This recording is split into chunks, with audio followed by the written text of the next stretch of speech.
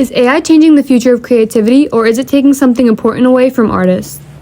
Hello and welcome to our podcast, Into the Algorithm, where we will be talking about the effects that AI has on the art industry. I'm your host, Miriam, and we have here Myra and Navira. AI is quickly advancing and becoming more and more common in creative places, from digital art to music and design. There are lots of different opinions on if this is helpful or harmful, so we'll look at the many perspectives on this topic and see how AI is changing the art world. The goal isn't to argue, but to have an open discussion and inform the public. So let's start by taking a look at the downsides, because that's where most of the controversy is. Yeah, one of the biggest concerns is how AI affects real artists. Art is about the human experience, your stories, emotions, and thoughts.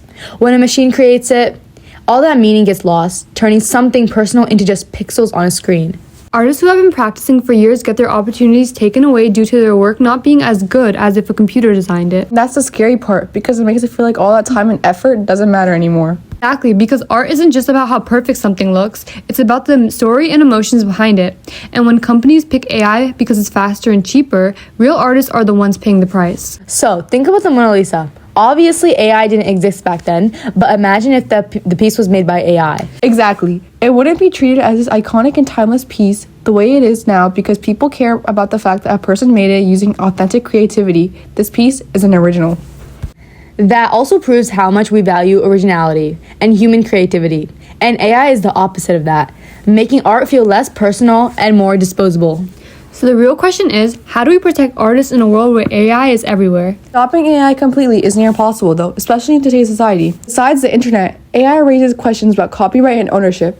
No one really talks about this. Who really owns final art pieces? The programmer, user, or the ones behind AI? Yeah, this is a tricky topic. This can lead to lawsuits or even unpaid labor. Art isn't just painting or drawing, though. It's also music, film, photography, and so many other forms of creativity.